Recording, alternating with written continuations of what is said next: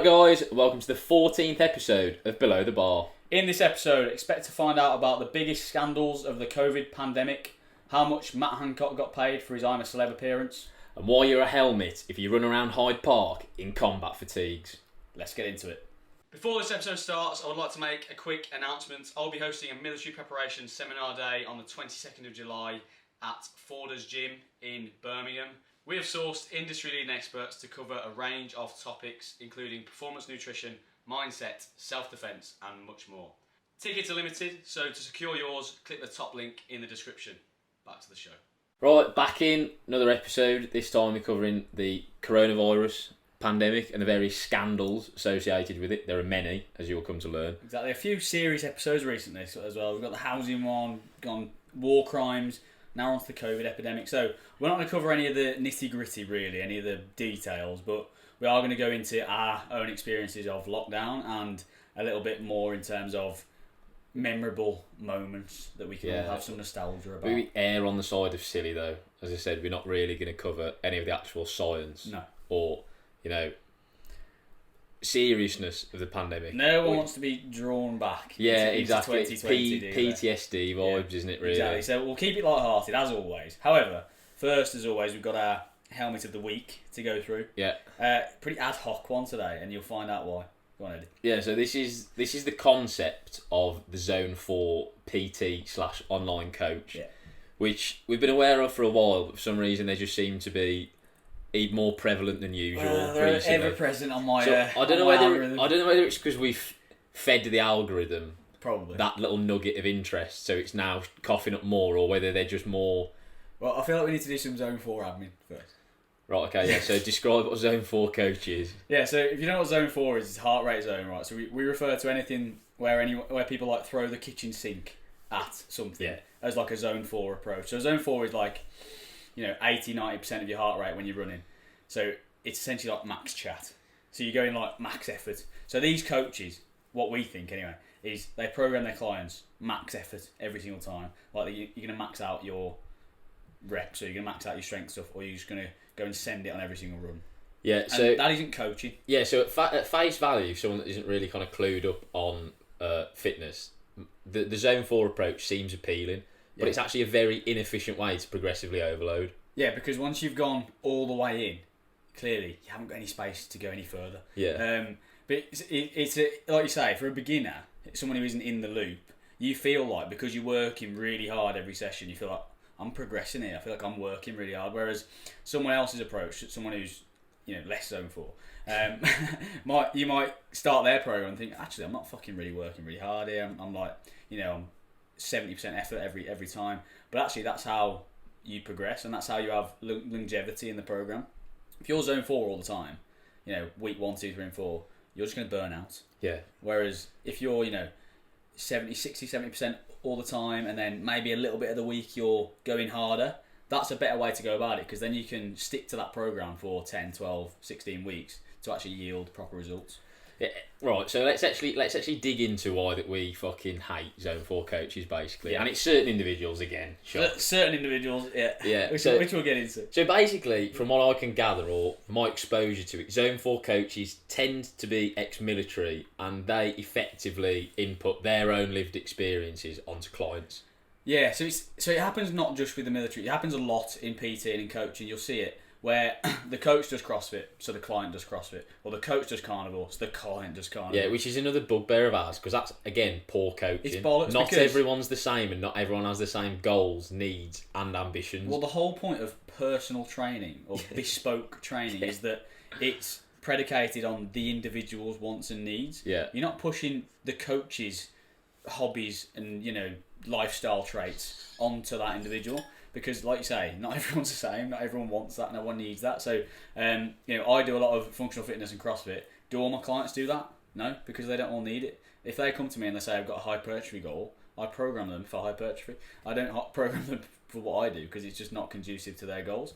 And so, yeah, you're right. A lot of ex-military seem to have this approach because they've gone into the military and got fit by doing various Zone 4, Zone 5 phys. And then they've got into the military and done more of that. And they are fit individuals, but because it's worked for them, they then press it onto their clients. Yeah, so telltale signs of a Zone 4 coach, if you come across them on social media, they're probably in Civvy Street now, but still live most of their life in combat fatigues. They're normally probably doing phys with a weight vest, again, in Civvy Street. So out of context, if you deconstruct that, it's a bit fucking daft, innit? Yeah. If you're running around Hyde Park in fucking cargo trousers with a weight vest, thrashing yourself, and there's a kid on a play park behind you, you're sending mixed signals there. Yeah, and the big point is, if you're wearing cargo pants and boots to do phys. Yeah, and you're not still still serving in the military. Even if you are still serving in the military, if you're putting that on your Instagram, right? You're a hat. Yeah, you're a helmet. Yeah. And he's certain individuals, but the individual. Yeah, we've got to. This has all come about from this individual who's rent free in your head. So you've got to. I feel like I've got to expose it. You are. Because he exposed himself, right? So if any of you ever heard of, he's called on Instagram. I won't use his full name, but on Instagram he's Commando Conditioned HQ, right? And the reason that I'm outing him. Well, he's effectively outed himself here. Because he bit first. This is true. So he commented on one of about 3 weeks ago, he replied to one of my stories being very passive aggressive, asking me basically, do I know what I'm about? And then this week commented on one of my posts, sort of insinuating the same about, some sort of prehab stuff that I was posting. You might have seen it if you're that invested into my content, but you're probably not. So he commented back trying to pick a fight, pick holes in what I was doing. He used a lot of fucking big words, which again is always a red flag because that screams gatekeeper to me. It screams gatekeeper, and it screams someone who's trying to push their intelligence onto someone else. He's trying to create the illusion of intelligence. Well, that's what I mean. Really? So I think this again is a common trait in a lot of coaches is they'll talk to clients how they trying to sound smart. And then the client just can't identify with what they're saying and doesn't really take anything on board. Yeah, whereas the mark of someone that truly understands their discipline is being able to distill it down for people that aren't so clued up on it. Yeah, exactly. So you put it in simple terms, effectively. And right, so he's took issue with my content, right? And I won't go into too much into what I posted and what he took issue of because it is ridiculous. But I then, as you would do, gone through his content, right? And it's fucking shit. Yeah. To cut a long story short, I'll save you the time and effort. It's shit. I mean, yeah. So we went through a lot of reels, right? And he says a lot without saying anything, which to be fair is linked to what we're going to go into today. So a lot of politicians do this. They throw a lot of shit at the wall, but nothing really sticks. So there's a lot of noise coming out of his mouth, but he's not actually giving you anything solid that you can take away that's tangible and then input into your own life. Yeah, and look. This is just how we feel, having viewed it through the eyes of people who actually feel like we know what we're doing. If you feel different, then feel free to comment. If you feel this content has helped you in any way, then brilliant. However, the last point on this, the other problem I have with this is why are you calling people out in public? Yeah. If you've got a problem, that's fine, but go and sort it, privately behind sort of closed doors in like a message box. You don't have to go into the public eye and try and take someone down because it's just bad taste, isn't it? It's not professional. Yeah. It's especially if we've both come from the same background, right? We've both got the same kind of roots. So you would imagine he wants to see me be successful. I'd like to see him be successful. All that sort of stuff, which I definitely do think with most people. Most are people in that that we come across, but we just got a different vibe from this particular individual. Trying to pick holes in someone's content for really no reason. And trying to tear down their whatever reputation, whatever. I'd never think of doing that. Well, no, I think this is the first time we've done it, really, isn't it? Well, no, and only because we've been provoked to do so. The only thing I can think is why are you spending time out of your day writing fucking essays in my comment section? You go and use that time for something else. All right, you got a finite time on this earth, right? Let's get too deep, but don't don't use it calling other people out because it's just useless waste of time. Yeah, effectively. Yeah. So on that rather kind of negative opening gambit, I think we'll move on from the Zone 4 coach. Yeah, we will, but keep your eye out for them because they are everywhere. They are everywhere, yeah. And as I said, you'll see them in combat fatigues or open-toe sandals. Yeah. Right, so now to move on to the main topic of today's podcast. Yeah. This is the COVID pandemic. So, some basic COVID housekeeping. We've got to cover housekeeping early doors. let's, I think, discuss our own experiences of lockdown to start off with, and then we'll get into our top 3 kind of what the fuck moments of the coronavirus pandemic. Yeah, this is all blind as well. We don't know each other's, which is obviously quite good. We might have the same ones potentially. So yeah, we lived a very different lockdown, didn't we? Yeah. I think so. Go through yours first if you want, then I'll come through mine. Yeah, so some quick background context. At the start of the pandemic and at the start, or a tail end of 2019 going into 2020, I was doing my master's degree in Manchester. So ironically, I was probably one of the first people exposed to coronavirus, given the heavy population of kind of Southeast Asian Chinese students in Manchester. Yeah. The chances are that it was actually in the UK a lot sooner than we thought it was. Yeah, definitely. So it honestly wouldn't surprise me if I actually had it under the guise of like a flu or a cold, because I was ill while I was doing my masters, but not realising it was COVID. So much of that going around. I was in Norway, so I was going out to Norway in December of 2019, and I felt fucking horrendous. And I was like for the first week of probably Norway, COVID. It probably was, and then it sort of died down. And then in the news the next couple of weeks, it started to come out in Wuhan that things were going wrong. Yeah. So it's cut a long story short, as soon as we went into lockdown, they wrapped in-person teaching, obviously. So I spent the second half of my master's degree basically doing my dissertation from the comfort of my bedroom, which is effectively like solitary confinement. Because I would wake up, go for a walk, do my hour of exercise yard fizz in the morning. Yeah. And then I would then kind of bed down for the day, do my usual work day of uni work. And then in the evening, I would just kind of binge Netflix, which is that kind of lifestyle isn't conducive to good mental health. No, and that's the lifestyle that most people fell into, really, isn't it? So yeah, I had a completely different experience, really. So I was, like I say, in Norway. So from January 2020 till March of 2020, I was in Norway, and basically the exercise I was on got called because of COVID. So it was a big international exercise. We were out on ship. And it came across comms that every nation was pulling out of the exercise. Yeah. And typical fucking England, right? They were like, "Oh, well, we'll just carry on then. Fuck it, we'll carry on our own." Well, this mirrors the government policy at the time of no global pandemic's going to stop us. Yeah. And then the Norwegians were like, "Well, no, you won't. Get out of our country. You fucking hats." So it was basically a race against time for you to get back to the UK. Yeah. Before you then get barred from your own country. Exactly. Effectively. So we got rushed back to the UK, sat in a conference room, and said, "Lads, we don't know what's going on really. All we're going to do is send you home. Whatever we hear, we're going to feed back to you, but you'll be at home until further notice, and just check in once a day." It's basically what we had to do. Went home on full pay, which is a dream.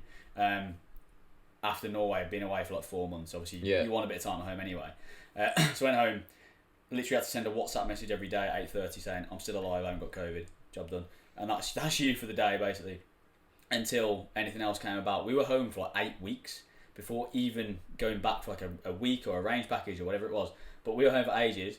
I was with my girlfriend at the time, God rest her soul.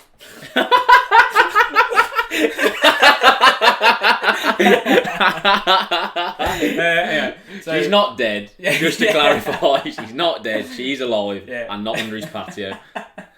Anyway, so I went to live with her. Yeah, so basically we hadn't seen each other for 3 months because of Norway, and so I had the choice essentially to spend the next 4, however long COVID was gonna go on for, which obviously on your own, on our own, or Roger or senseless, or see each other. So I went and lived with her for like the foreseeable future, and then basically moved in with her family, which is quite a strange. I'd never really met them. I'd met them once or twice. This is where our experiences of lockdown really diverged, I think, because obviously you were with your missus in their family home, and I was on my own, effectively. Obviously, I live with my parents, but like we lived very different kind of. Yeah. Our circadian rhythms were out of sync, effectively. Yeah. So you were basically constantly around people, and I wasn't. Is what I'm trying to say to this. Yeah, and to be fair, the credit to them, they took me in and fucking made me feel like. Yeah, you had made me feel pretty sweet, to be fair. To be fair, in terms of obviously being paid from work and having effectively leave, which was awesome anyway, and would have been awesome at home, being like you say, surrounded by people and in a decent environment made it even better. And so, the first bit of lockdown was sweet. 8 weeks in, I think. Then we went back for like 3 days to do our annual shooting test. So they brought us back in like stages, about 10 lads at a time, to keep us up to date on. Because all you have to do as a soldier pretty much is stay deployable. So you have to be up to date in your annual tests. Yeah. And that's pretty much it. And so COVID. don't get really fat and don't go blind, effectively. Exactly that. So that was our mission statement for the 8 weeks. And so we went back, did our shooting package, came back, and actually, as a side note, this is where HS Fitness was born. Yeah, I was going to say this. This actually did your personal brand a massive favour because I didn't have one before. Well, exactly. It basically gave you a shitload of free time to get HS Fitness off the ground, didn't it? Yeah, exactly that. So, I mean, looking back at it now, it was a mega positive thing. So, I was on the way back from Bovington, which is about a 3.5 hour drive to where we were. And in the car, my mind seems to like wander, like I think everyone's does, doesn't it? You have got ADHD as well. Yeah, that's true. That's probably why. And I was thinking, you know what? I've done this fucking course now. I haven't done anything with it, so surely there's something I can do. And luckily, my missus at the time was a graphic designer. Again, God rest her soul. Another W. Yeah. So she's a graphic designer. So again, I was like on the blower to her. I was like, surely there's a way to do this. She was like, yeah, you can make websites pretty easy. I was like, right, sound. So I just did that, and again, had tons of free time to go and action all those sort of things. And it was brilliant because I had money coming in from my job, and I could just spend all my time just working this out. So actually, did me a lot of favours. Yeah, I mean, it squared my dissertation away as well, in fairness, because it's all I had to concentrate on. There was no distraction of like going out at a weekend or, socialising at all, effectively. Yeah. There was massive upsides, to COVID, I think. Or to that first lockdown, and I think after that, it got a little bit and obviously, shit. so like 44 million people were tested positive for COVID between early 2020 and like mid 2022. So like the majority of the country tested positive, and then according to the statistics, 227,000 people died in the UK with COVID listed as one of the causes of deaths on their bed. This was the thing, wasn't it? It was a bit convoluted where people were going into hospital with something else that was going to kill them, and then they were getting COVID in hospital, and then dying, and then as a result being put as a COVID death. But we're obviously, we're saying it's positive for us because individually it wasn't like a massive issue. We're at home. No, we were in an incredibly privileged position, weren't we? We understand that for a lot of people they had very different experiences of COVID. Yeah, we're just recounting ours. But yeah, again, the first one was pretty positive because I was off work for free essentially, and then we went back rather early, to be fair. So a lot of other units had fucking ages off. They had so long. And we went back first because our sergeant major was like, they're not fucking freeloading anymore. They're not taking the piss anymore. Proper. They're 10 a penny in the military, aren't they? People like that. Get a grip, man. Yeah. And then me and my mate were like trying to play the game a little bit more. We were like, right, so you don't care about our health then? Right, sound. So I just feel like, we're not cared about in our unit now. And we were like, so you're telling me 4-2's Sergeant Major cares more about their health than you care about ours, is it? Yeah. And then we've just been beating our beds basically, trying to get more time off. But yeah, so he brought us back. We did what training we could do, which wasn't a massive amount. They basically just brought us back for a token gesture. We didn't do much work. But with your remaining time in the Corps, like your final year and a bit in the Corps, you weren't really properly like soldiering, were you, effectively? Because it was hampered by COVID. Yeah, so like obviously you can imagine the restrictions and stuff mean that if you're going to plan an exercise where people have got to share a bivvy bag or share a basher or whatever, you can't do that because you had to be 8 meters apart, whatever it was. So you basically got like a soft leave, didn't you? Yeah, because it was like it was so protracted. There wasn't like that. Like there wasn't a day where you were like, right, now I'm in the Corps. Well, there obviously was a day where you were in the Corps and then the following day you weren't. Yeah. But like there was a good transition period for you because like we were saying, you could get your fitness brand off the ground. Yeah, definitely. It definitely helped a lot. And to be fair, you look back and you can connect the dots looking backwards, can't you? You can't do it looking forwards. But moving to Solihull where I did, I then had proximity to the gym I would eventually work in. Yeah. Which I didn't know at the time. I hadn't even heard of it at the time of lockdown.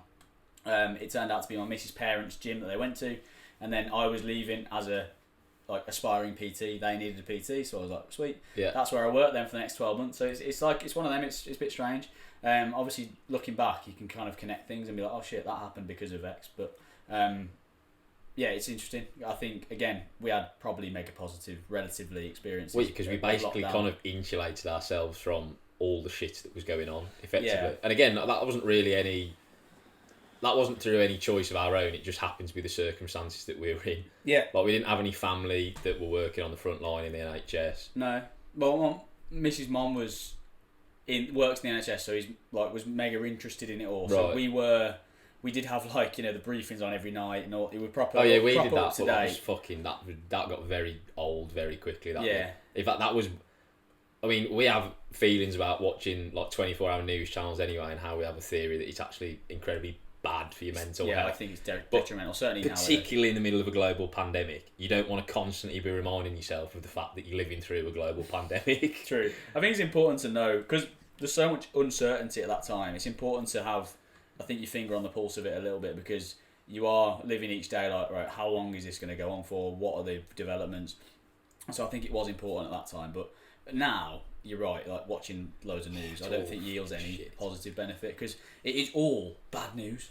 And as we will learn, a lot of the shit that the government say isn't true anyway. Yeah. So you're only effectively you're only telling yourself lies by watching. Yeah, you're just hearing what they want you to hear, essentially.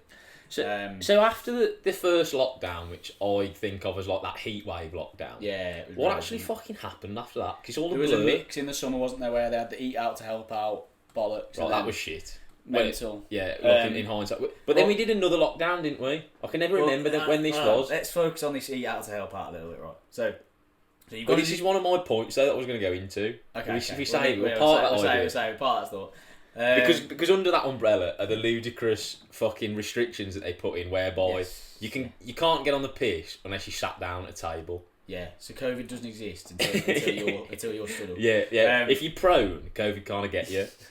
Yeah, if you're in a ghillie suit. No, so the summer I think it was like relaxed. And then and then it peaked again because we went into winter. So obviously virus is a lot more prevalent in winter anyway. So things started to peak. So we had that winter lockdown. That was shit. That was shit. See, I had a missus at this point. Oh yeah. So trust me to get a missus during a global pandemic. Yeah, nice. Yeah. Love that. Definitely social distancing. Whoop. Yeah. He's done a HanCOCK. Yeah, trust. That's another point. So that second lockdown was what months was that? Like, I want to say like end of the year? Was it was it during Christmas or after Christmas? After. Yeah, so it was basically was it like Christmas. January to like February, February, March or something? Yeah, so we did like a few months. That was when I was working in the hospitals, and that was shit. That was shit for you. Slightly better for me because I had a missus, so I wasn't on my own anymore. That's it. But equally, very dull. Every day was a Groundhog Day, and it was winter. And it's winter. This is the point. So you don't even have the mental health relief of good weather. And also, the novelty's worn off now. Yeah, because now you kind of know, right? So you might have had it, or your mate might have had it, whatever, and they've not died, have they? Yeah, because it was all right for most people. Because at this point, we were basically going back into lockdown for the elderly and the vulnerable. Yeah, so it was a bit more of a social thing. So a lot of young people were kind of getting a bit threaders at this point, because they were like, well, my life's now on hold again.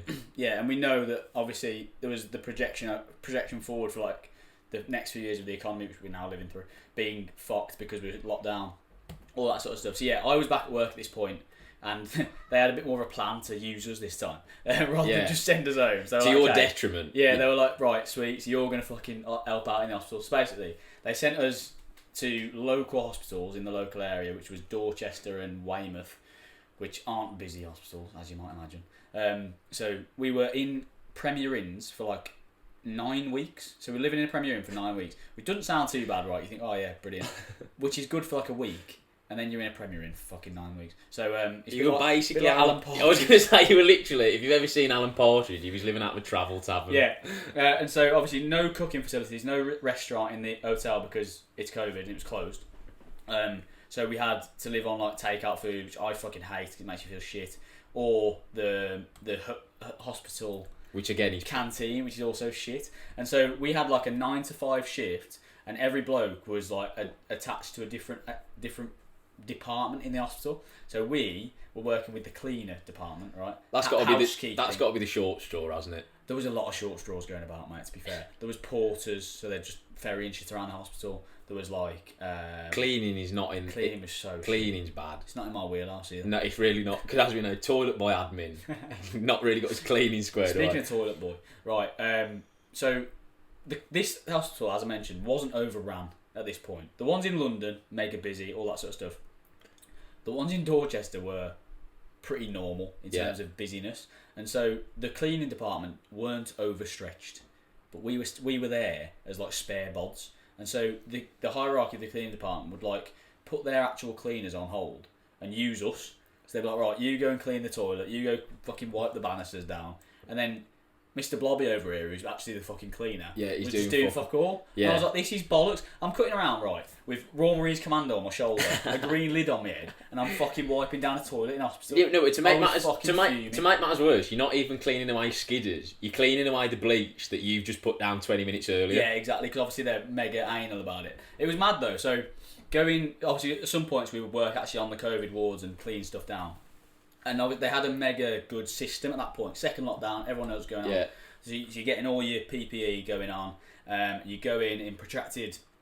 So the sort of patients would leave. You'd have a cooling off period. Then you'd go in clean. There's mega procedure about it. And I was thinking, imagine the first lockdown of these busy hospitals, where shit just happened. Yeah. And like overnight, they would need to come up with these mad contingency plans and have no PPE and just like improvise. Yeah. It must have been mental. And obviously, I didn't see that because I was there in the second lockdown.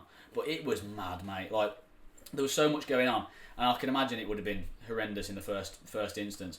And we were testing every day because obviously we're working in the hospitals. We weren't supposedly allowed home over those 9 weeks because we were working in the hospitals all week, and they'd be like, "Oh, what if you've got COVID?" Yeah, then bring you take into the home, hospital. you come back, and I was like, "Right, well, where are the doctors going every night? They Yeah. going home, are they? Yeah, they are, aren't they?" And so I was trying to be a knobhead again. I see what you point, but like some NHS workers did genuinely like live in the caravan on their front drive through the coronavirus, yeah, they did. which adds insult to injury when we get into the various fucking government rule breaking that we went on. We'll get into that in a minute.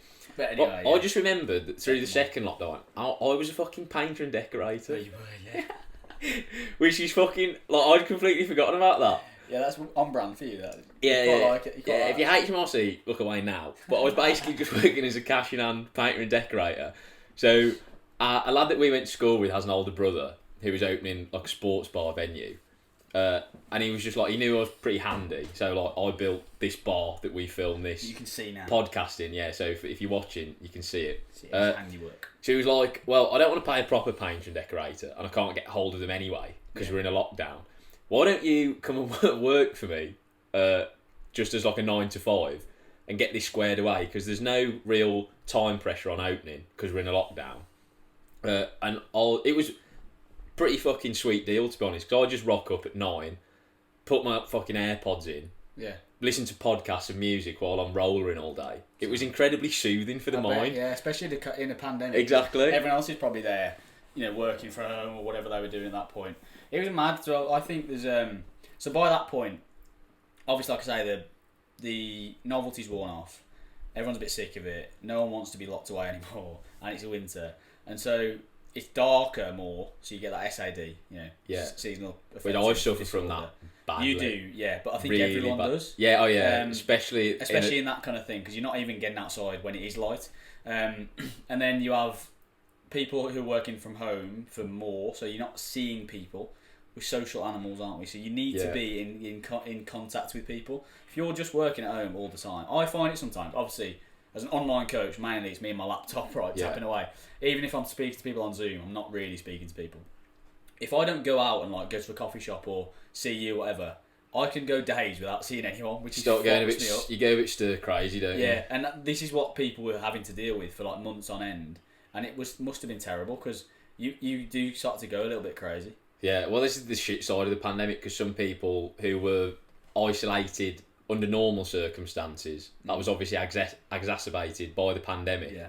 And that can't have been nice. Like, if you're an elderly person with like mobility issues and you can't get out and see people, like that must have been fucking horrendous. Even for like younger people, so people who live in like tiny flats. Just Yeah, so people, people who spend loads of money to rent in like London or whatever. Actually saw them off a bit, really, didn't it? Really bad, because they obviously take a hit on a little bit of space, right? Because they're not going to be in that apartment much, because they're going to be out and about, living in the place they're wanting to live.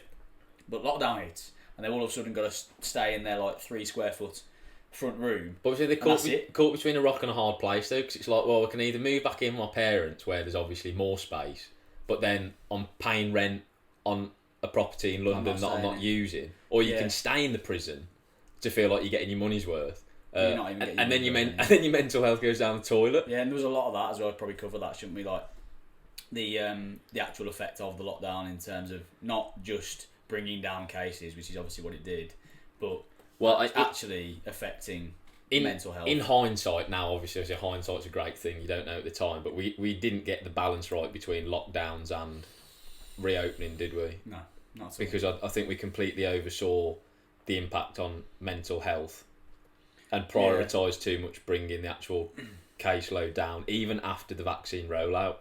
Yeah, true.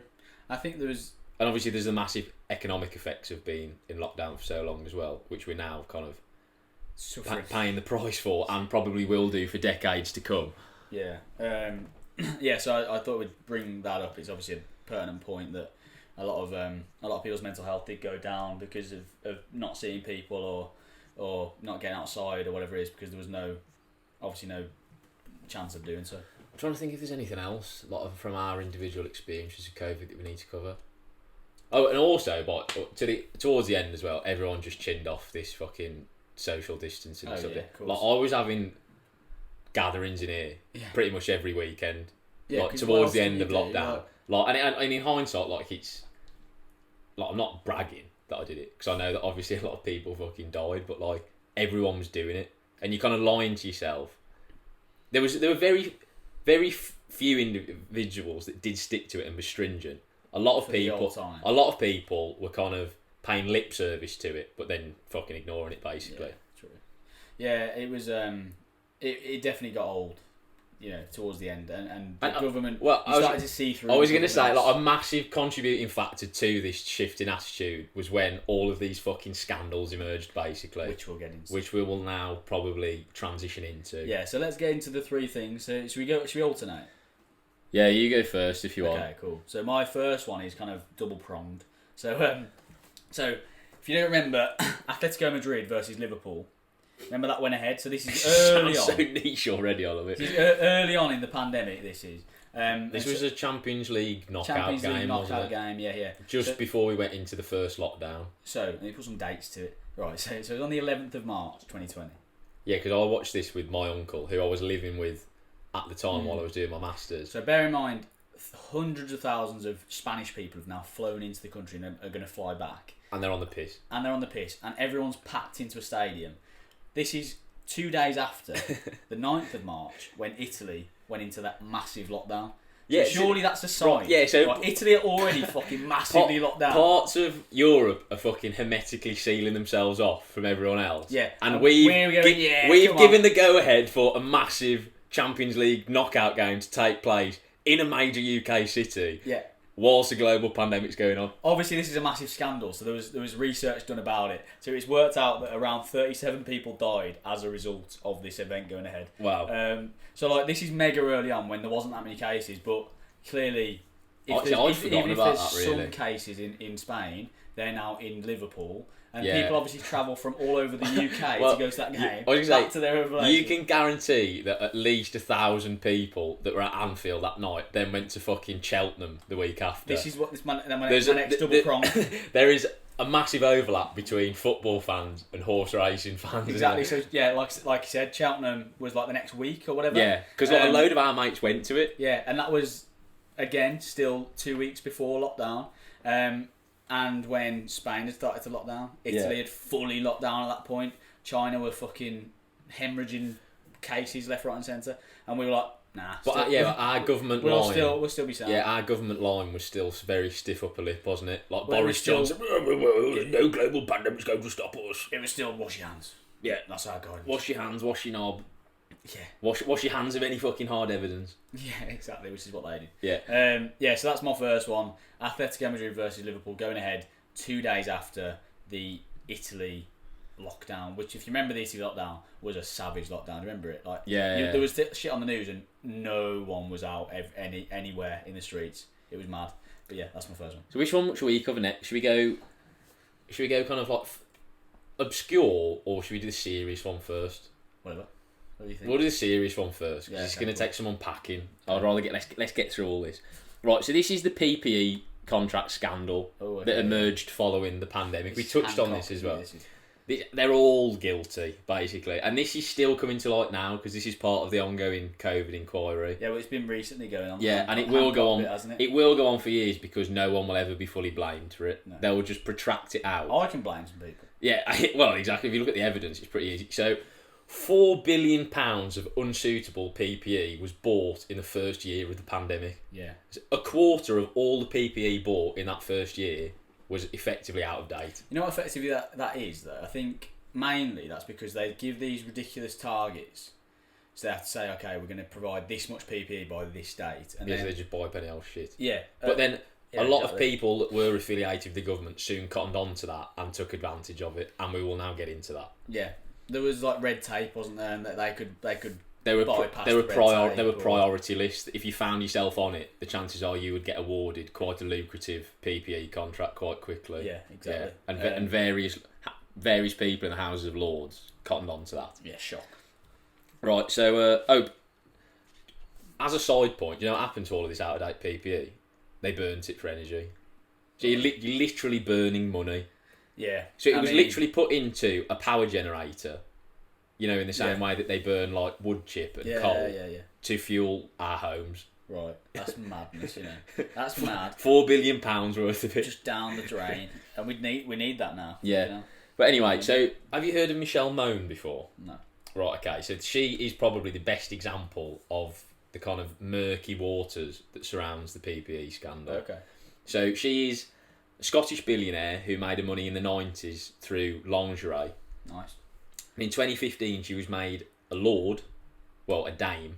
Yeah. She was put into the House of Lords by David Cameron.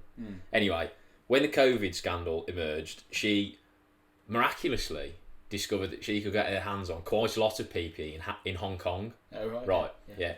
So she made the House of Commons aware of this. Then 4 days later, a company called PPE MedPro was set up. Right. I heard of that. Yeah. This was then allocated into the priority lane by Lord Agnew, another lord. Right, and a few weeks down the line, it was awarded a £200 million PPE contract. Right, a few weeks. This is the thing. This is the problem with because obviously you don't really know, do you? Because some of these people might be wanting to help, which might be fine, and this might be their effort to help. But you can't help but think if you're getting paid $200 million for something, there's a little bit of your own greed going into that, especially with people who are already that way inclined, who already have loads of money. Yeah, so not much was made of this at the time, but then in November 2022, a kind of leaked HSBC document that was picked up by I think the Guardian revealed that Michelle Mone actually received £20 million in kind of discrete payments from this PPE contract. That's mad. That is crazy. And then in December 2022, she takes an unspecified leave of absence from the House of Lords. Right. Yeah. So she's on a yacht. Yeah. So that Labour then managed to get a vote through the House of Commons requiring the government to hand over all of the financial documents relating to this government contract. But it's all now just been tied up in the ongoing inquiry. So she technically is still in the House of Lords. But she's just taking the money and run, basically. Yeah, basically. So and that money? She's not been held accountable for it. Surely that money needs to come back into the system, So as far as I, because it's essentially like fraud, isn't it? Yeah, no, it is fraud. Yeah. It's been. If you fraudulently attain money, normally, surely when you get found guilty of that, you'll have to bring that money back to. Yeah, she's basically stolen 29 million out of the government coffers. And has got away with it because mysteriously. So after December 2022, all of the news surrounding it disappears. That's mental. Of course it does. Yeah, it's so corrupt. All of this. It is so corrupt. It's mental.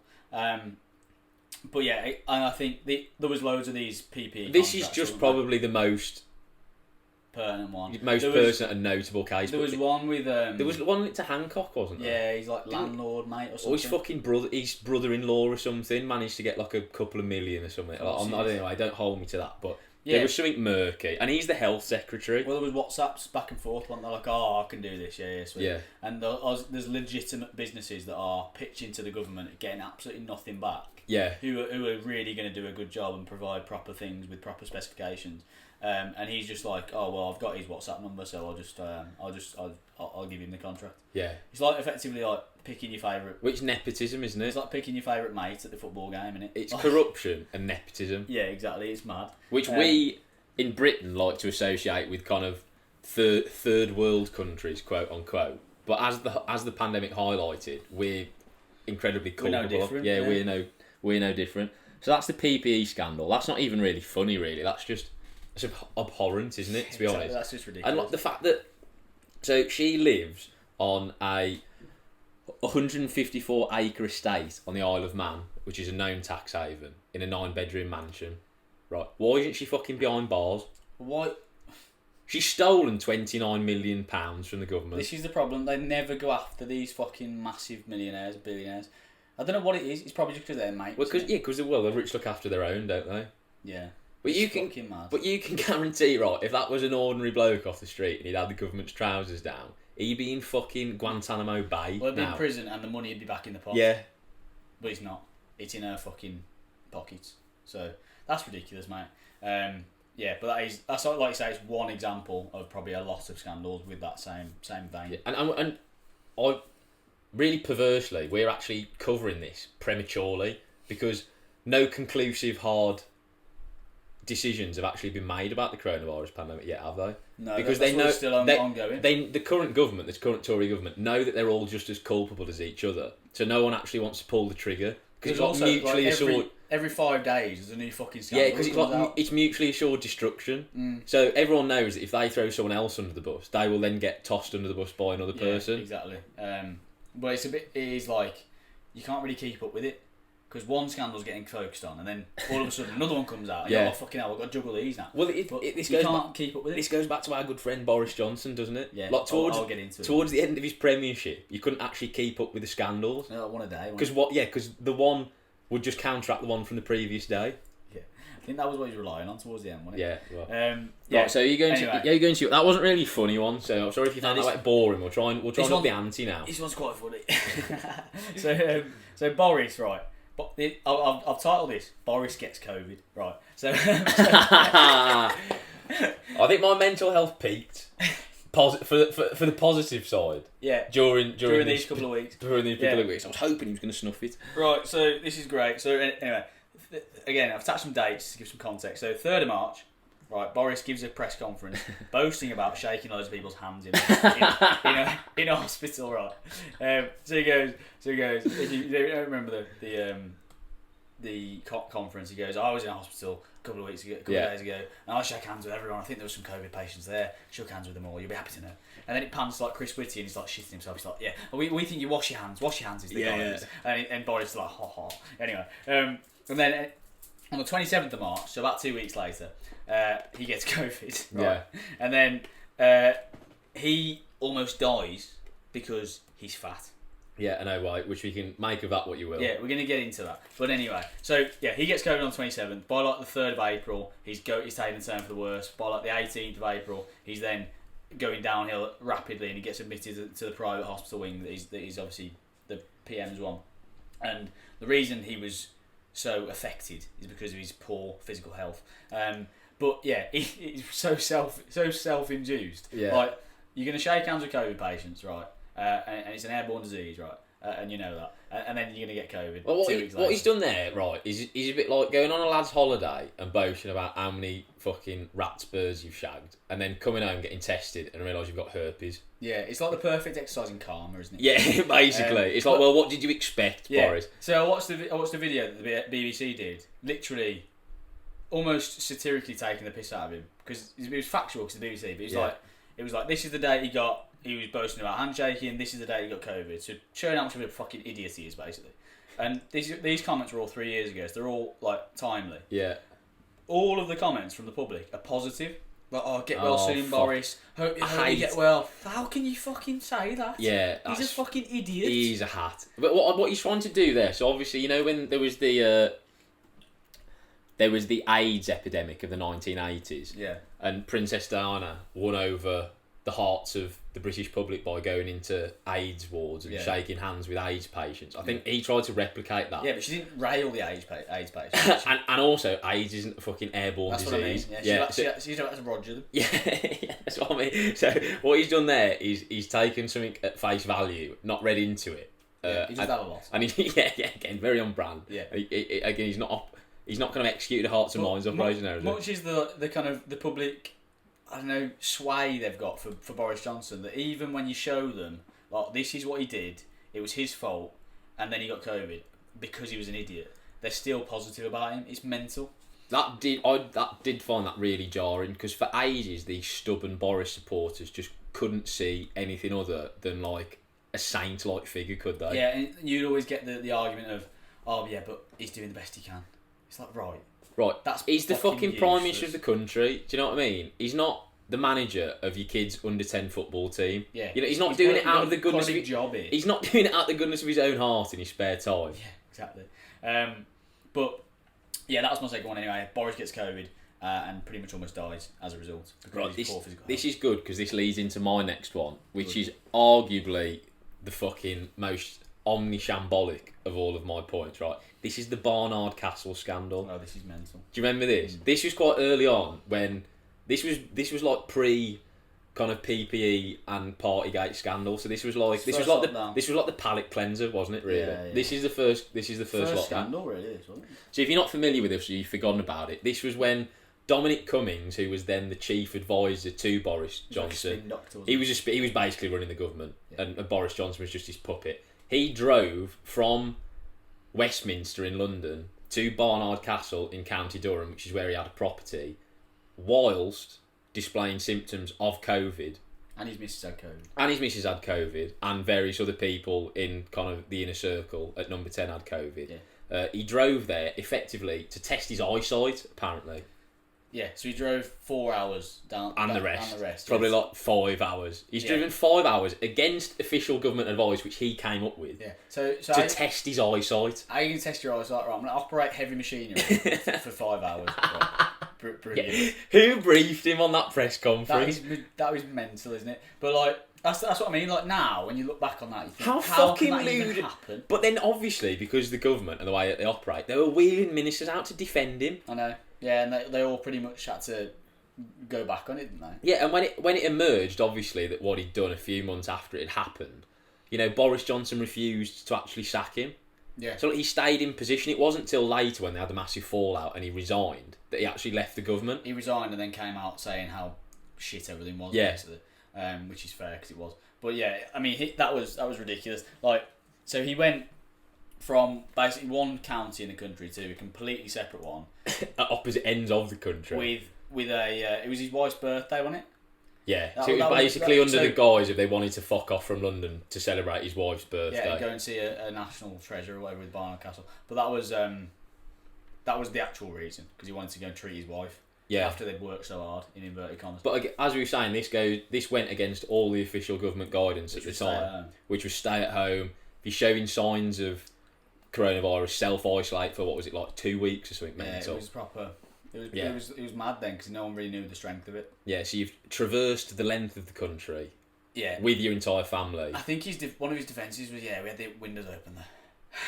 Yeah. Again, right. Okay, so now you're spreading the virus as you travel up the country. So you're not even hermetically sealed in your vehicle anymore. Yeah, I mean, you're just coughing on passers-by as you drive past. That was ridiculous. Right, the camera wrapped, which is becoming all too common now, unfortunately. But we were gobbing off about Dominic Cummings, weren't we? Yeah. I think we pretty much wrapped up that point. Basically, he's a massive helmet.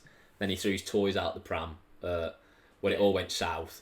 And he left in a hissy fit. Blamed the government for everything, which is fair, because everyone does. Yeah, well, we can thank him for Brexit and our terrible dealing with the pandemic. Again, he's not been held to account for his actions, which is very on brand. Still rich and still probably living his life. We'll have some cushy private sector job now, won't he? Yeah, as they all do. So my next one is a big one, and he's quite pertinent in the current time.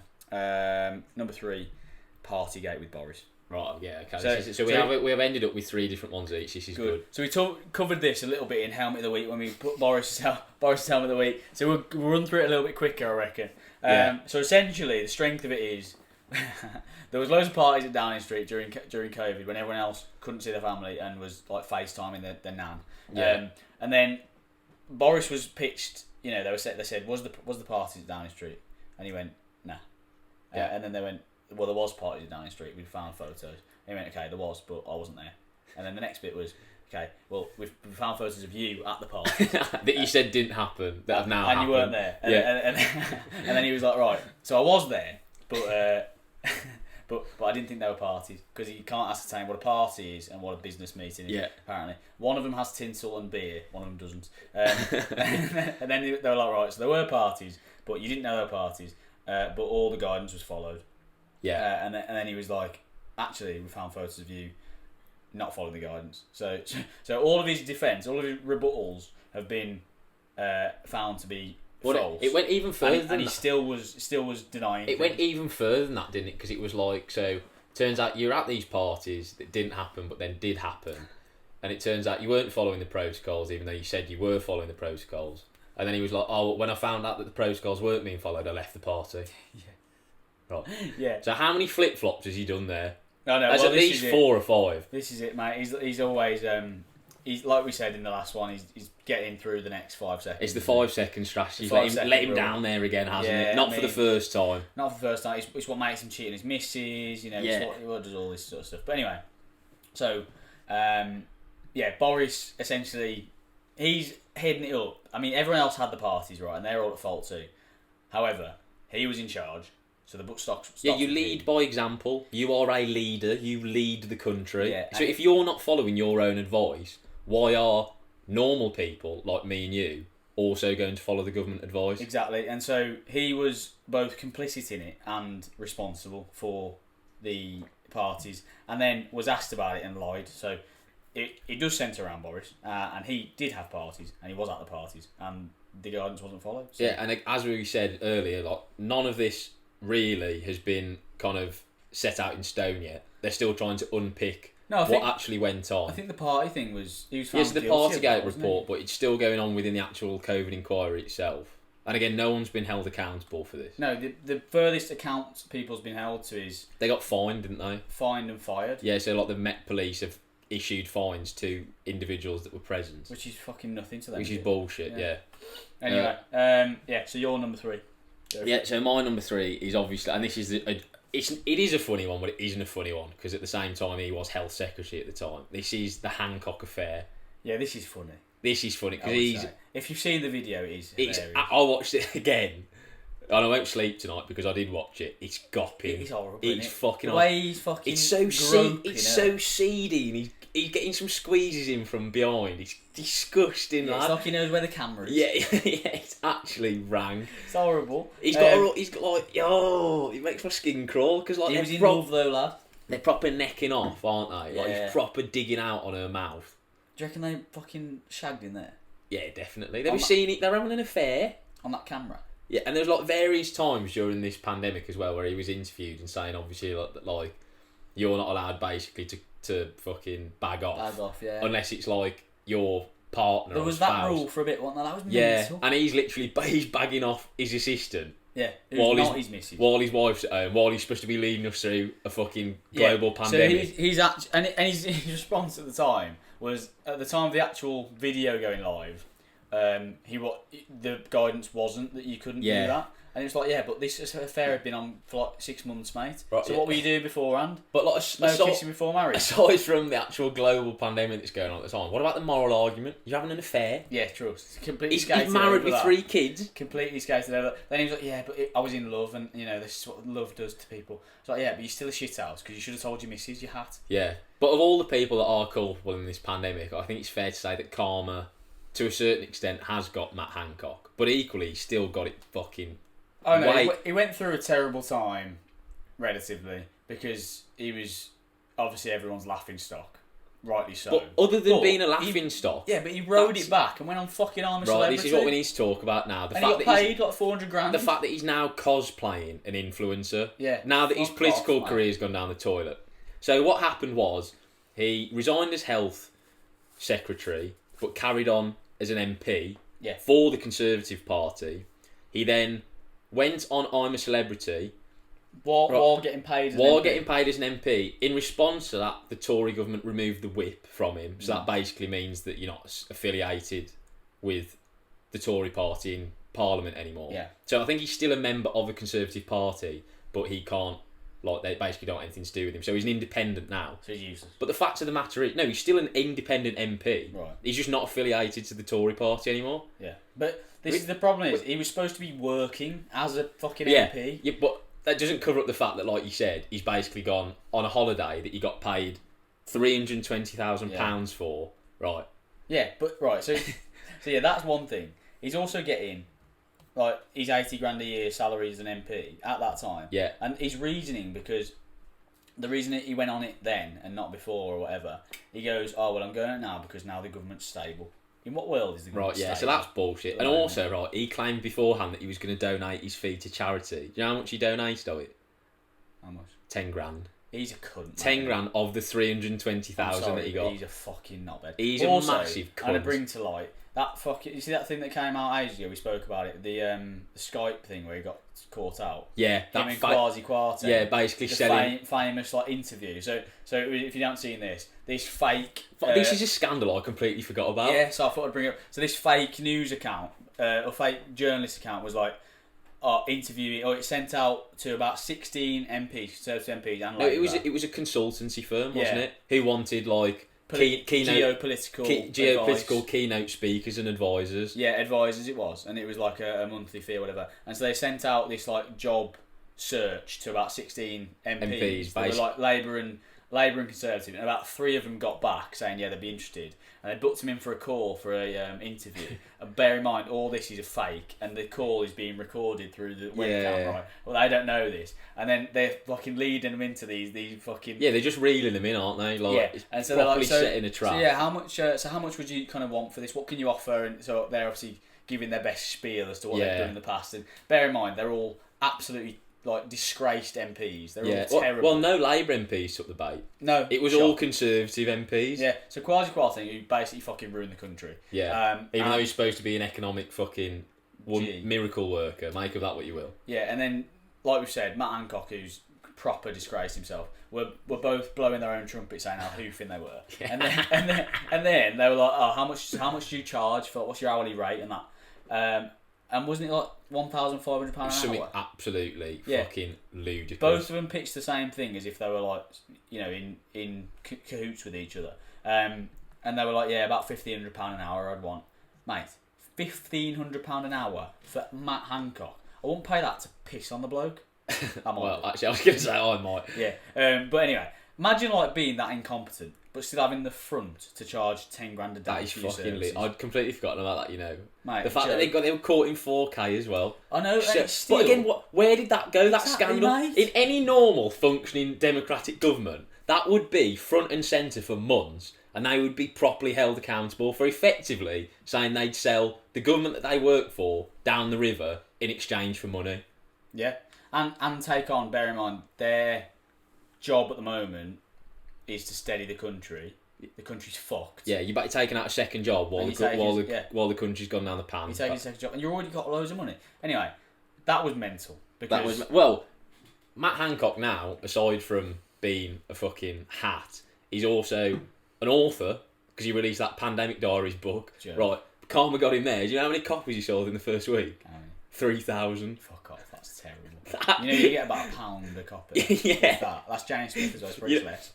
So apparently it entered the charts in the first week at 190, and then a week later it wasn't even in the top 1,000. That's perfect. I love that.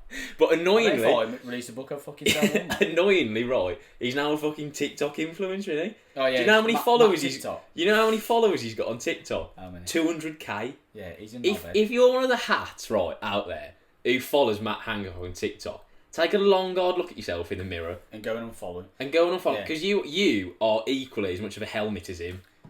Well, I don't know about that, but yeah, he's fucking horrendous. The last TikTok I saw of him before I diluted my algorithm with people was him rating alcohol. Like, why do I want to see that cunt rate fucking beers, mate? Can we just appreciate how shit being on the session with Matt HanCOCK would be? What did you talk to him about? Bearing in mind, the bloke has got the social skills of a fucking school shooter. Have you seen how weird he is? This was I was watching a Russell Howard, Russell Howard Hour. Yeah. Compilations, and it was like all of Matt HanCOCK's wrongdoings. And he's like, look how weird the bloke is. There's a video that pops up, and he's stood next to this female reporter. You might have seen it, and he's like uncomfortably close to her. Yeah. And he's like looking at her up and down like she's like a piece of meat, mate. It's horrible. While they're getting introduced or whatever, it's like that. Like, oh yeah. And it's like it wasn't just that he was in love and he was like, cheating on his for that reason. He's an actual creep, mate. Yeah, he's a creep. You can't be. That's just horrible. That little video. If you go and watch if you type in Russell Howard, Matt HanCOCK, I'm sure it'll come up. It's fucking hilarious. He's the kind of bloke, right, that would go out clubbing on his own as like a middle-aged bloke, but then like try and latch on to a group of much younger people. Girls. Girls like thinking that he was like relatable and that they were his presence. You won't get that. Like Herschel. Yeah, like that fucking incredibly niche cultural reference. No one else is going to get that reference. But imagine a German teacher from secondary school who was rather perverted. Okay, that's a bit like the strength of it. But I always wonder what these people would do and what they'd be like if they hadn't got politics, hadn't got like fame, notoriety. Well, this is the thing. I think they'd be hunted down by paedophiles. Yeah. Well, that's the thing. But because they were so privileged to have a private education, they've insulated themselves effectively from ever having to function in normal society. It's crazy. They can just operate in their own little privileged bubble, can't they? You know what's mad? I've just remembered as well. The boycott from this morning that the Conservative Party did. Oh yeah. But you can't just be the leading party. No, but they do. And just say I'm not going to have an interview with the biggest fucking news channel in the world in the country that gets the most ratings. I don't want to be held to account by Piers Morgan who's actually going to challenge me on things. But you know how that was a scandal at the time. That's just common practice now because Rishi Sunak only takes questions from the papers that back the Tory party. He uses that. He started doing it, because it turns out he's not steadying the ship and it's all gone down the toilet again. He stopped taking questions from people that are going to criticise him in press conferences. That's fucking mental, isn't it? So he's like, they're a sea of hands, and he'll pick on, like, he'll go, not you, yeah, the one at the back. Yeah. Rishi, why are you doing such a good job? Yeah, that's a good question, and I'll answer it now. Fucking hat. Yeah, exactly, yeah. No, not you, the one behind who pays my bill. Rishi, why are you a cunt? Yeah, not you, the one behind. They got sick of that when the pandemic, when everyone was calling them fucking knobheads. Yeah, it's ridiculous. But anyway, that was a bit of tangents there, but obviously we like a tangent. That's my three. That's my three as well. I think we also need to cover the NHS clapping. Oh yeah. And the fact that it came to light that the NHS was wonderful and one of the greatest things to ever come out of Britain. But yet, as soon as the pandemic was over, we decided that nurses didn't deserve a pay rise. Yeah. Well, not us individually. The government decided that they weren't worth. It's the fact that the clapping was such a shit. Such a token gesture, wasn't it? I actually refuse to take part in it. Not because I don't agree with the NHS. Like I couldn't even begin to imagine how hard it must have been to be a frontline worker during the pandemic. Even before. I just saw through the bullshit straight away. That's why I didn't take part in it. Mate, it's just ridiculous. Like, what are they going to appreciate more? A little bit of a pay rise, which actually makes a difference to their life, or clapping? I figured pretty early on that the best gift I could give to NHS workers was not to clap on my drive every Thursday at 8 o'clock, but instead vote out the Conservative government and vote for a government that was going to give them a pay rise. Yeah, exactly. So, again, linking back to working in hospitals for last lockdown. Like, I'd never really spent much time in hospital. Luckily, I've been decent with my health for my whole life. But the HGAs, the people underneath nurses who, kind of help out and basically hold everything together. Do a lot of the heavy lifting, effectively. All the heavy lifting. So, seeing those people who are on minimum wage, pretty much, like 21 grand, shit, basically. And they're literally dealing with horrendous things on a daily basis. And at the time as well. So much, mate. It's like that must leave such an impression on those individuals, and they get paid fuck all for it. It's like they're at war. At the time as well, in the height of the pandemic, they were doing it in full PPE. That's They were copying. basically like, Mate, it's copying. they're running around like a blue arse fly in a hospital, effectively wearing a flak jacket. Yeah. You're just fucking dripping for 8 hours. It was horrible. I had to wear some of those bits when I was in certain areas in the hospital. I couldn't wait to take that shit off. It's like your mate. bomb disposal, mate. Yeah. There's so much shit you're wearing. It's like After 30 degrees. Yeah, after like 45 minutes, I was hanging out, Yeah, mate. yeah. And these nurses are there, like 8-hour shifts, like still cracking on. Like, And you've got to provide a service of care to people whilst you're hanging out This is as the well. other thing as well. So obviously they're doing mad shit and they're getting paid fuck all, like compensated really badly for it. But also their like demeanour while they're dealing with the customers, the patients, is absolutely fantastic. Like it's awesome. Patients So are if the any same. of you are listening, fucking congratulations. You're doing an amazing job. Yeah. I don't think you are, but maybe you are. You might be listening to But this. you're probably too busy fucking actually grafting instead of just gobbing off on a podcast like we do. This is true. This is true. But yeah, keep doing what you're doing because you did a fucking awesome job. That's my 3. It's my 2 pence. Yeah, that's the same with me really. I think they were my standout points. I mean, a lot of shit happened. It all kind of blurred into one. Yeah. Kind of Hopefully we provided some amalgamation. nostalgia for you there. And, Yeah, this was very much coming from the perspective of nostalgia, wasn't Yeah. it? The inspiration behind this episode. We didn't want to get too bogged down in the fact that it was a global pandemic and obviously a lot of people died. Yeah. Because obviously that was horrendous. Because also that's pretty obvious. Yeah. And it's covered in the mainstream media, which we are not. Are we going to introduce the new segment? Yes. Okay. Right, Awesome. so we've got a new segment. so I'll I be have an honest, idea. it's not the most original idea, but it is an idea. No. And you should remember that. Exactly, but I think it will make for some good listening. So underrated, overrated. You obviously know the fucking crap behind this. We're each going to pick one thing, and we're going to decide between us whether it's underrated or whether it's overrated. Yeah, so we come into this blind every week. We each come armed with something that we think we can pitch, and then we decide on air live what we think. Yeah. Right, so do you want to go first?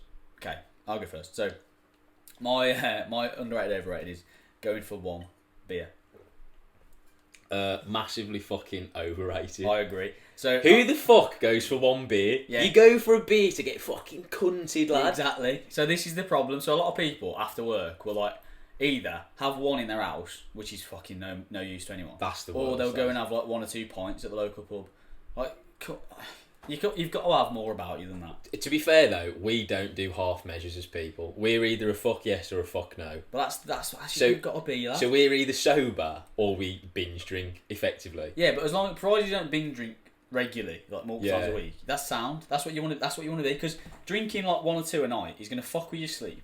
So Yeah. you're going to be in a negative position the next day. A lot of people go through the week genuinely because they have like 3 or 4 pints or like 2-3 glasses of wine, or whatever, without proper sleep, and they go through the week like intoxicated the entire week. But it's mad. It's a shit middle ground though, and this is why I can't get on board with it. Because if you're just having like 2 or 3 pints a night on your own at home, you're not getting the social benefits of being out, you know, with your mates, socialising, having a laugh.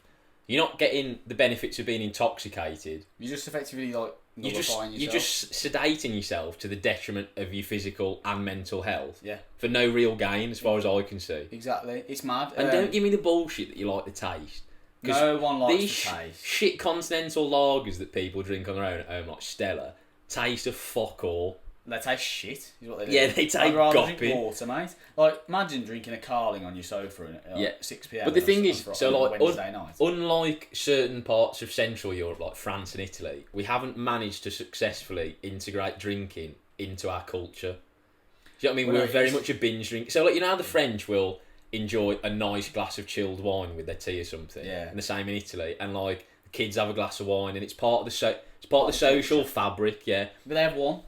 That's what I mean. But in Britain, our equivalent of that is a bald middle-aged bloke who's overweight having a lonely Stella on the sofa. Well, I saw this loads in my PT career, right? So people, I'd quiz people about their diets, obviously, when they come in.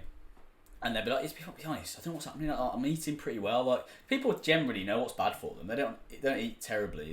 If they're trying to lose weight, they'll make a concerted effort to cook or whatever. So they eat fairly well. And I'm like, okay, how about drinking? And they're like, to be fair, yeah, I do have a bit. And that they'll genuinely they'll share between them and their missus like a bottle of wine a night. Yeah. And I would do the maths on my cat. I'll be like, right, so that's an extra like 3,000 Yes, calories a week. what you've done there is you've got 3,000 unaccounted calories there. Yeah, exactly. And that's a pound of fat a week. There you go.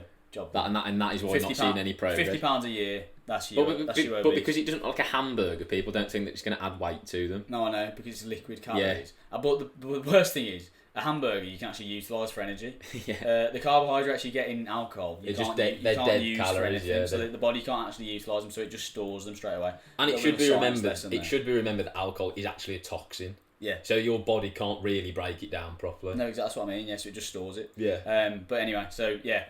Massively overrated. Okay, your turn. Right, this is going to be a good one. It'll probably end up as a clip. Right, my overrated, underrated is cricket.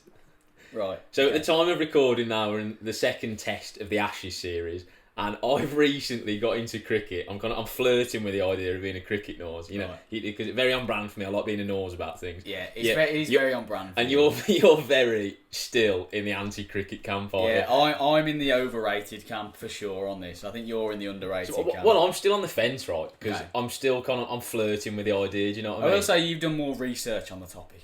I think cricket falls into the camp of it's an acquired taste. I don't think anyone naturally enjoys test cricket, especially. Yeah, it's a lot of standing around for me. But, you know me as an ADHD. It's the antithesis of what you're about. It's not what I need. I've just had a fucking thing flash up the Ashes live, right? Yeah. How on point is that? Yeah, literally. Right, so yeah, for me, things need to happen quicker. Right, so I have baseball, I can watch that. I can watch football, obviously rugby, good to go. I love sport, but because for a mix of reasons, there's not much physical exertion going on. Right? You wear fucking jumpers, lad. Exactly, mate. What kind of sport do you wear a fucking thick woolen jumper? Yeah, I mean the main thing is that you have good hand-eye coordination. Brilliant. To be fair, a lot of if you want to be good at batting and fielding, like the main skill on display here in cricket really is hand-eye coordination. Yeah, exactly. Because if you're getting a ball hurled at you at the best part of 100 miles an hour and you can whack it for a six. Like, that's pretty impressive, to be fair. Yeah, true. So there is an appreciation to be had for that. But I, at the same time, they stop for drinks breaks every 10 minutes. And if it rains, they fuck it off. Yeah. I can't get on board with that. This is the other, so I would listen to Test Match Special while I'm working and stuff. So if you get the first droplet of rain happens, you get this... Right, and that is the sound of the massive fucking hover heater coming onto the pitch to keep it warm, while the rain comes down. Such a gentrified sport. I know, Fuck off, mate. Like, go through some adversity, fucking cricket hats. It's literally written into the structure of the day. They stop for tea. It's bollocks, that. Scones and tea in the pavilion, right? The only thing I can get aboard with cricket for, this is my one thing, is if I'm going there at Edgbaston to get pissed. So I think this is right. So I think we've agreed that at some point we're going to go to Edgbaston. Yeah, because that might convert me. We'll watch like a T20 match or like a 100 match, which is like thick and fast, and we'll just get leathered. Yeah, that's fine. I can deal with that. Because I'm not an expert, but according to a lot of people, Edgbaston as well, which is our kind of nearest, biggest cricket ground in Birmingham, is one of the best cricket atmospheres in the world, apparently. Yeah, you'll be an expert soon, don't worry. I'll be a winkle picker soon. Don't worry. Yeah. Okay. Cool. So I'm probably not fully in the overrated camp there. We'll say it's overrated for now. Yeah. But until we've been to one, then we'll revisit it. Another revisit. Yeah. But that's it. That's the new segment. So I hope you enjoyed that. We'll come on with one every week, and that's quite good. Yeah. Right. And now, so onto the final segment. We've got 3 now. Trifecta of segments. Right, reasons to be cheerful. Yeah. So we've got one this week, but it's a bit selfish. A little bit selfish, but I mean, it will serve you at some point. Yeah, because you're going to get some good content out of it effectively. That's your end of the deal. Exactly. So we've decided that very much like our 18-year-old brains want us to, we're going to go interrailing around Europe in August. Yeah, so I've basically had a quarter-life crisis. I was 25 the other week, haven't I? And we decided to do a kind of condensed interrailing trip over the space of like 3 weeks. Yeah, because we realised, right, that we live in Europe, and we haven't seen probably 80% of it. There are a wealth of treasures on our doorstep, and we haven't seen any of them. And also, if you've never looked into Interrail, I'm recently becoming a fan. It's crazy, right? It's so cheap compared to going to like a gap year in Southeast Asia, isn't it? We're not even that. Looking at flights the other day to like Croatia. Yeah, package holidays now aren't even affordable. Terrible, mate. I don't know if it was just the dates we were looking at, right? But the dates we were looking were minimum like £400 for like ticket to Cyprus or wherever. Mate, a 22-day interrailing trip around Europe, unlimited travel, you can go anywhere on trains in 3 weeks on trains, is £350. Yeah, and it's not like Britain where the trains don't work and half of them are cancelled. Like the train lines in Europe are fucking Gucci, mate. Yeah, and you go to like the proper the good places. You go to like Prague, Budapest, all these places that you would actually want to go. It's not like you end up in some fucking Bakhmut. Yeah. Anyway, that's enough of us gobbing off about the fucking admin behind the holiday. Basically, what's good for you and what's a reason to be cheerful is we're going to take the podcast on tour effectively. Yes, we're not going to have a 3-week sabbatical. We're going to take the camera and the mic with us, and every week we will sit down wherever we can and film an episode and get it out to you. And obviously that episode will be recounting the admin of the week. Yeah, so what's gone wrong, what's gone right. Assuming all goes to plan, we're going to do 3 weeks. So you will get an episode a week. So it will be a 3-part European podcast trip, effectively. Yeah. We're probably also going to try and vlog the occasion as well. Yeah. So that'll probably end up on the Rummy Brothers YouTube page. Stay tuned for that. But yeah, effectively, we're going to fucking piss around in Europe for 3 weeks and then try and monetise it for our own gain. Now, I am going to work in while we're in Europe, so don't worry about that. I'm still going to be all over it, because I figured out that on the actual most of my work is laptop based on the actual trains, which is all of the travel I want to be able to work, so it's be cool. But yeah, so if you are stuck with where to go this summer, look into Interrailing, because it's fucking cheap and it's class. Yeah, by all accounts. And equally, if any of you got any travel recommendations for Europe, or there are places that you want to see us go to and basically send it there, then let us know. Good shout. Because we are open to offers. We've deliberately said that we're not going to structure it too rigidly. Yeah, because we want to see where the wind takes us. Anyway, like you say, enough of us going off about our travels. That's it, really, isn't it? That's that is a wrap. That's it. Job done. Cool. So that was our COVID episode. Hope you enjoyed that. I hope there's brought up some memories, good or bad. Let us know in the comments. But yeah, what's the next one? Do we know? Not sure yet. Okay, we'll decide that. If you've got any requests, bang them in the comments wherever you're listening. But other than that, we'll see you next week.